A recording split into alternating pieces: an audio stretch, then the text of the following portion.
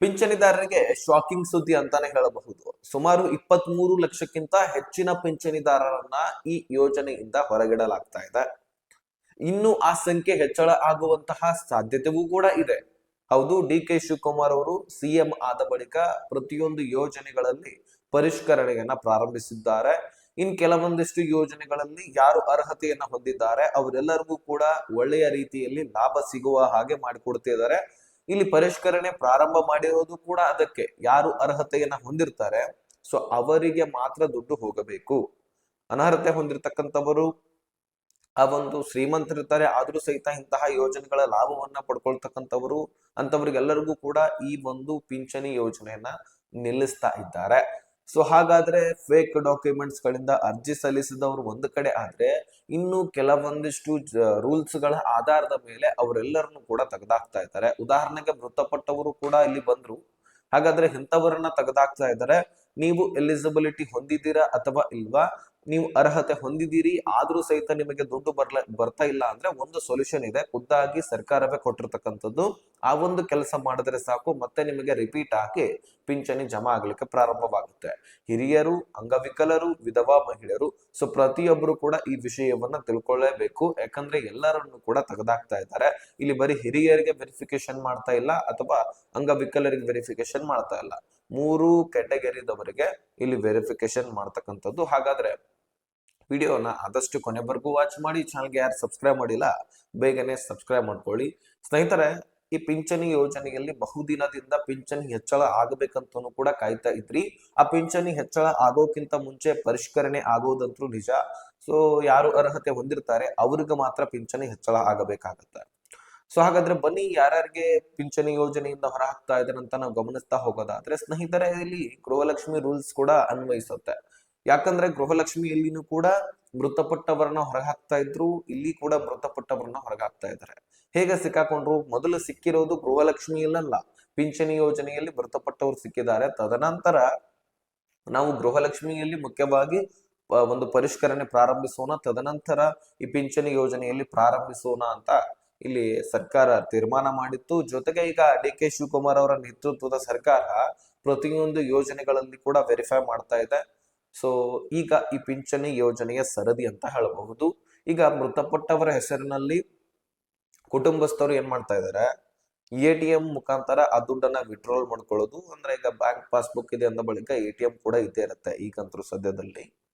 ಹಾಗಾದ್ರೆ ಆ ಎ.ಟಿ.ಎಂ ನ ಮುಖಾಂತರ ದುಡ್ಡನ್ನ ವಿಡ್ರಾಲ್ ಮಾಡ್ಕೊಳ್ಳೋದು, ಅಥವಾ phone pay, Google pay, Paytm ಅಂತ ಆನ್ಲೈನ್ ಟ್ರಾನ್ಸಾಕ್ಷನ್ ನ ಮುಖಾಂತರ ಆ ಮೊಬೈಲ್ ಇರುತ್ತಲ್ಲ ಮೃತಪಟ್ಟವರದು, ಅದರದಿಂದಾನೇ ದುಡ್ಡನ್ನ ತೆಗೆದು ಯೂಸ್ ಮಾಡ್ಕೊಳ್ಳೋದು, ಈ ರೀತಿ ಮಾಡ್ತಾ ಇದ್ದಾರಂತೆ. ಅದು 1,000 ರೂಪಾಯಿನೇ ಆಗಿರ್ಲಿ, ಎಷ್ಟೋ ತಿಂಗಳ ಆ ದುಡ್ಡು ಈಗಾಗಲೇ ಜನರಿಗೆ ಹೋಗಿರುತ್ತೆ. ಮತ್ತು ಗೃಹಲಕ್ಷ್ಮಿ ಯೋಜನೆಗಿಂತ ಹೆಚ್ಚಿನ ಸಂಖ್ಯೆ, ಹೆಚ್ಚಿನ ಫಲಾನುಭವಿಗಳು ಈ ಪಿಂಚಣಿ ಯೋಜನೆಯಲ್ಲಿದ್ದಾರೆ. ಉದಾಹರಣೆಗೆ ನೀವು ಗಮನಿಸಬಹುದು, ಹಿರಿಯ ನಾಗರಿಕರಲ್ಲಿ ಮಹಿಳೆಯರು ಬಂದ್ರು, ಪುರುಷರು ಕೂಡ ಬಂದ್ರು 60 ವರ್ಷ ಮೇಲ್ಪಟ್ಟವರಲ್ಲಿ. ಇನ್ನು ವಿಧವಾ ಮಹಿಳೆಯರು ಬಂದ್ರು, ಜೊತೆಗೆ ಅಂಗವಿಕಲರು ಕೂಡ ಹಿರಿಯರು, ಮಹಿಳೆಯರು ಮತ್ತು ಪುರುಷರು ಬಂದ್ರು.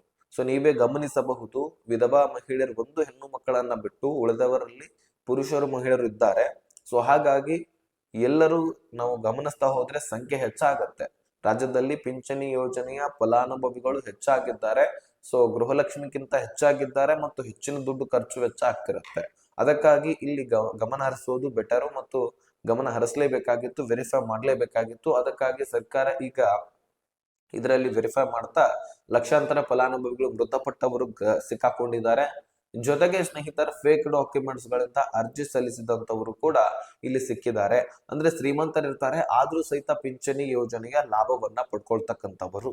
ಸೊ ಈ ರೀತಿ ಬಹಳ ದಿನದಿಂದ ಈ ಒಂದು ಸಮಸ್ಯೆ ಇತ್ತು. ಅದನ್ನ ಬಗೆಹರಿಸಲಿಕ್ಕೆ ಇಲ್ಲಿ ಕೂಡ ಪರಿಷ್ಕರಣೆ ಪ್ರಾರಂಭಿಸಿ ಲಕ್ಷಾಂತರ ಫಲಾನುಭವಿಗಳನ್ನ ಈ ಪಿಂಚಣಿ ಯೋಜನೆಯಿಂದನೂ ಕೂಡ ಹೊರ ಹಾಕ್ತಾ ಇದ್ದಾರೆ.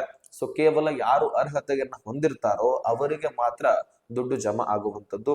ಅದನ್ನ ಹೊರತುಪಡಿಸಿ ಇನ್ಯಾರಿಗೂ ಕೂಡ ದುಡ್ಡು ಜಮಾ ಆಗೋದಿಲ್ಲ ಸ್ನೇಹಿತರೆ. ಸೊ ನೀವು ಇಂದು ಜಮಾ ಆಗತ್ತೆ, ನಾಳೆ ಜಮಾ ಆಗತ್ತೆ ಅಂತ ಕಾಯ್ತಾ ಇರ್ತೀರಿ. ನಿಮ್ಮನ್ನ ತೆಗೆದಾಕಿದ್ರೆ ನಿಮಗ್ ದುಡ್ಡು ಬರೋದಿಲ್ಲ. ಇನ್ನು ನೀವು ಅರ್ಹತೆ ಹೊಂದಿದ್ದೀರಿ ಅಂತ ನಿಮಗ್ ಕನ್ಫರ್ಮ್ ಇದ್ರೆ, ನೀವು ಬಡವರಿದ್ರೆ, ಸರಿಯಾಗಿ ಅರ್ಜಿ ಸಲ್ಲಿಸಿದ್ರೆ, ನಿಮ್ಮ ಬ್ಯಾಂಕ್ ಖಾತೆ ಚಾಲ್ತಿಯಲ್ಲಿದ್ರೆ, ಅಂದ್ರೆ ನೀವು ಅರ್ಜಿಯನ್ನ ಸಲ್ಲಿಸಿರ್ತೀರಿ, ಆಲ್ರೆಡಿ ನೀವು ಎಲಿಜಿಬಲ್ ಇರ್ತೀರಿ, ಸಾಕಷ್ಟು ದುಡ್ಡು ಕೂಡ ಪಡ್ಕೊಂಡಿರ್ತೀರಿ, ದಿಢೀರ್ನೆ ದುಡ್ಡು ನಿಂತು ಹೋಗುತ್ತೆ, ನಿಮ್ಮ ಅಕೌಂಟ್ ಚಾಲ್ತಿಯಲ್ಲಿ ಇದೆಯಾ ಇಲ್ವಾ ಅಂತ ಕೂಡ ನೋಡ್ಕೊಳ್ಬೇಕಾಗತ್ತೆ. ಸೊ ಮತ್ತೆ ಏನ್ ಸಮಸ್ಯೆ ಆಗಿದೆ ಅದನ್ನು ಕೂಡ ನಾನು ತಿಳಿಸಿ ಕಮೆಂಟ್ ನಲ್ಲಿ ಅಥವಾ ಡಿಸ್ಕ್ರಿಪ್ಷನ್ ಅಲ್ಲಿ ಇನ್ಸ್ಟಾಗ್ರಾಮ್ ಲಿಂಕ್ ಇರುತ್ತೆ, ಅಲ್ಲಿಂದ ಮೆಸೇಜ್ ಮಾಡಿ ನಾನು ಖಂಡಿತವಾಗ್ಲೂ ರಿಪ್ಲೈ ಕೊಡ್ತೀನಿ. ಆದ್ರೆ ಈಗ ಸಮಸ್ಯೆ ಬಂದಿರತಕ್ಕಂಥದ್ದು ಎಲ್ಲರಿಗೆ ನಿಮ್ಮನ್ನ ತೆಗೆದಾಕಿದ್ರೆ ಅಥವಾ ನಿಮಗೆ ದುಡ್ಡು ಸರಿಯಾಗಿ ಬರ್ತಾ ಇಲ್ಲ, 1 ತಿಂಗಳದ 2 ತಿಂಗಳದ ಬಂದಿಲ್ಲ ಅಂದ್ರೆ ಇದು ಖುದ್ದಾಗಿ ಸರ್ಕಾರವೇ ಜಮಾ ಮಾಡಿಲ್ಲ ಅಂತ ಅರ್ಥ. ನಿಮಗೆ ಕಳೆದ 3-4 ತಿಂಗಳು 4 ತಿಂಗಳಿಗಿಂತ ಹೆಚ್ಚಿನ ದುಡ್ಡು ನಿಮಗೆ ಬಂದಿಲ್ಲ, ಪಿಂಚಣಿ ಕಂತುಗಳು ಬಂದಿಲ್ಲ ಅಂದ್ರೆ ನೀವೊಂದ್ ಕೆಲಸ ಮಾಡ್ಲೇಬೇಕಾಗತ್ತೆ. ನಿಮ್ಮ ಲೈಫ್ ಸರ್ಟಿಫಿಕೇಟ್, ನಿಮ್ಮ ಜೀವಿತ ಪ್ರಮಾಣ ಪತ್ರವನ್ನ ನೀವೇನ್ ಮಾಡ್ಬೇಕಾಗತ್ತೆ, ಯಾವ ಬ್ಯಾಂಕ್ ಅಕೌಂಟ್ ಅನ್ನ ಪಿಂಚಣಿ ಯೋಜನೆಗೆ ಲಿಂಕ್ ಮಾಡಿಸಿರ್ತೀರಿ ಆ ಪಿಂಚಣಿ ಯೋಜನೆಗೆ ಹೋಗಿ ಕೊಡ್ಬೇಕಾಗತ್ತೆ. ಅಲ್ಲಿ ಸಬ್ಮಿಟ್ ಮಾಡಿದ್ರೆ ಸಾಕು, ನಿಮ್ಮ ಒಂದು ಪಿಂಚಣಿ ಯೋಜನೆ ಮತ್ತೆ ಎಂದಿನಂತೆ ಜಮಾ ಆಗ್ಲಿಕ್ಕೆ ಪ್ರಾರಂಭವಾಗುತ್ತೆ. ಸೊ ನಿಮಗೆ ದುಡ್ಡು ಬೇಕು ಅಂದ್ರೆ ಈ ಕೆಲಸ ಮಾಡೋದು ಕಡ್ಡಾಯ. ಯಾರು ನಿಮಗೆ ಅರ್ಹತೆ ಹೊಂದಿದ್ರಿ, ಯಾರು ನಿಮ್ಮ ಒಂದು ಪಿಂಚಣಿಯನ್ನ ಅಂದ್ರೆ ಜಮಾ ಮಾಡ್ತಾ ಇಲ್ಲ ಅಥವಾ ನಿಮ್ಮನ್ನ ತೆಗೆದಾಕಿದ್ದಾರೆ ಅಂತ ನಿಮಗೆ ಅನ್ಸಿದ್ದೆ ಆದ್ರೆ ಈ ಒಂದು ಕೆಲಸ ಮಾಡೋದು ಬೆಟರ್. 1 ತಿಂಗಳದ ಅಥವಾ 2 ತಿಂಗಳದ ದುಡ್ಡು ಬಂದಿಲ್ಲ ಅಂದ್ರೆ ವರಿ ಮಾಡ್ಕೊಳ್ಬೇಡಿ, ಇದು ಖುದ್ದಾಗಿ ಸರ್ಕಾರವೇ ಜಮಾ ಮಾಡಿರೋದಿಲ್ಲ. ಯಾಕಂದ್ರೆ ಪಿಂಚಣಿ ಯೋಜನೆಯಲ್ಲಿ ಡಿಲೇ ಆಗ್ತಾ ಇದೆ, 1 ತಿಂಗಳದ 2 ತಿಂಗಳದ ನಿಮಗೆ ಗೊತ್ತಿದೆ. ಆದ್ರೆ 4-5 ತಿಂಗಳ ಹಣ ಬಂದಿಲ್ಲ ಅಂದ್ರೆ ಈ ಕೆಲಸ ಮಾಡಿ. ಓಕೆ, ನಾನು ಕೊಡ್ಬೇಕಾಗಿರ್ತಕ್ಕಂತಹ ಇನ್ಫಾರ್ಮೇಶನ್ ಕೊಟ್ಟಿದ್ದೀನಿ. ಸೊ ಭಯ ಪಡ್ಬೇಕಾಗಿರ್ತಕ್ಕಂತಹ ಅವಶ್ಯಕತೆ ಇಲ್ಲ. ಯಾರು ಅರ್ಹತೆ ಇಲ್ಲ ಅವ್ರಿಗೆ ಜಮಾ ಆಗೋದಿಲ್ಲ, ಯಾರು ಅರ್ಹತೆ ಇದ್ರಿ ಅವ್ರಿಗೆ ಜಮಾ ಆಗತ್ತೆ. ಮತ್ತು ಲೈಫ್ ಸರ್ಟಿಫಿಕೇಟ್ ಕೊಡೋದು ಇದು ಮಾತ್ರ ಕಡ್ಡಾಯ, ಅದನ್ನ ಕೊಟ್ಬಿಡಿ. ಓಕೆ, ಸೊ ಚಾನಲ್ಗೆ ಸಬ್ಸ್ಕ್ರೈಬ್ ಮಾಡಿ, ಈ ವಿಷಯವನ್ನ ಆದಷ್ಟು ಎಲ್ಲ ಪಿಂಚಣಿದಾರರಿಗೆ ಶೇರ್ ಮಾಡಿ.